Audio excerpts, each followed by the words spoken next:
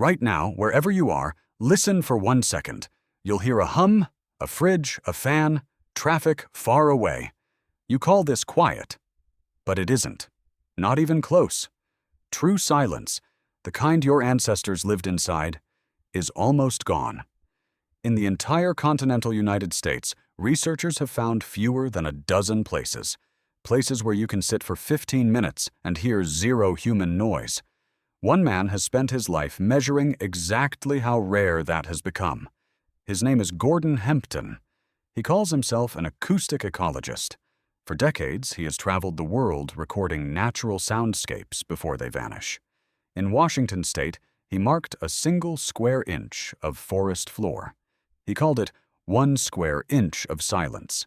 His theory: protect that 1 inch from noise, and you protect miles around it.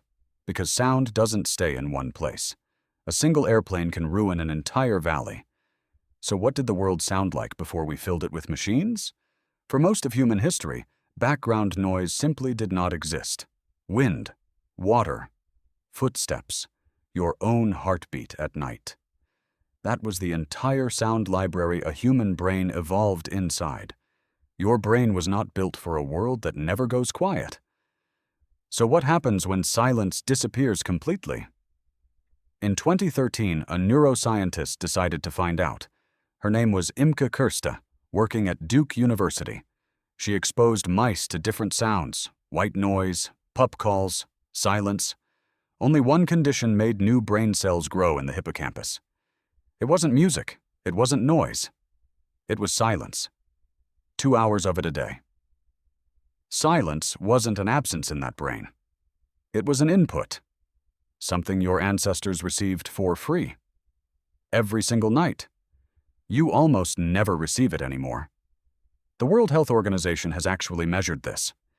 Their guidelines say average road noise above a certain level starts damaging your health. Not your ears first. Your hormones. Chronic background noise keeps your cortisol elevated even while you sleep. Elevated cortisol at night blocks deep, restorative sleep. Your body reads constant noise as constant, low-grade danger, because for 300,000 years, an unexpected sound usually meant one thing. Something was hunting you. So your nervous system never learned to ignore sound. It learned to monitor it. Now imagine that same ancient alarm system running non-stop your entire life. That's not an exaggeration. That's just what a city sounds like to your brain. So how did we get here? Go back before engines, before factories, before even wheels on cobblestone. For most of history, the loudest regular sound most people ever heard was a bell. Then, in the 1700s, something changed the sound of the entire world. The Industrial Revolution didn't just change what humans made. It changed what humans heard. Factories ran day and night. Machines never slept, so neither did the noise. Cities built around railways, then engines, then highways. Each new layer of infrastructure added a new, permanent layer of sound. By the 20th century, silence wasn't disappearing. It was already gone from most cities. And here's what almost nobody tells you. We didn't just tolerate this noise. We built it into the walls of our homes.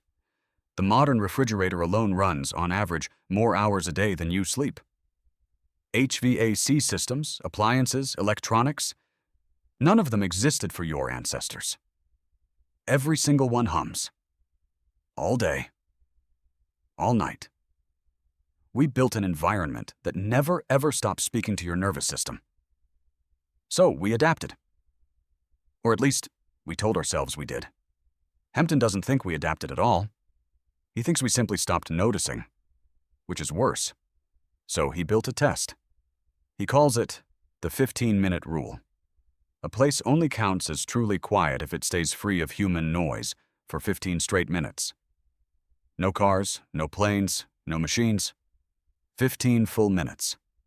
In most of the country, that 15 minutes almost never happens anymore. One interruption, and the 15 minutes starts over from zero. Hempton has spent years chasing a kind of silence most people will never experience. Not because it's rare in nature, because we made it rare. Let's go there. to one of the last quiet places on Earth. Before dawn, fog low over the ferns. No engines for miles.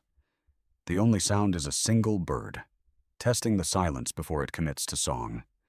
Then wind moves through the canopy, and that's the whole soundscape. No hum, no hidden appliance running behind a wall. Just the sound your ancestors' brains were actually built to process.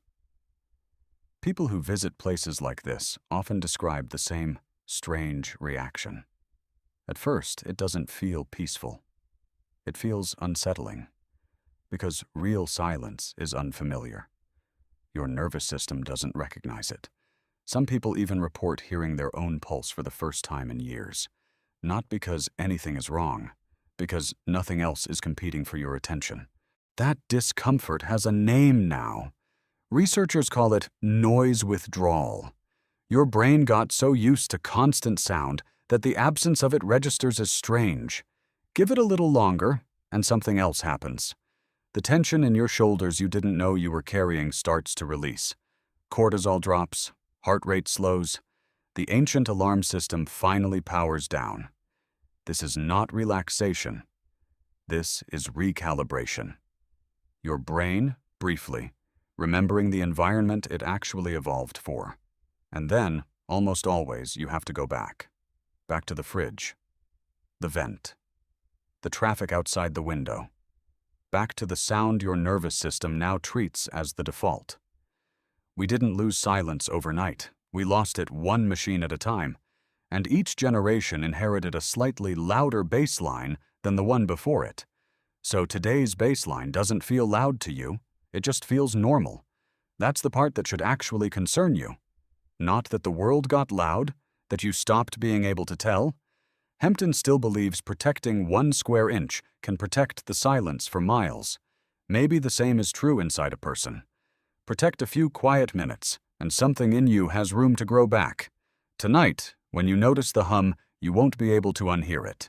You didn't lose silence because it disappeared. You lost it because you stopped noticing it was ever there.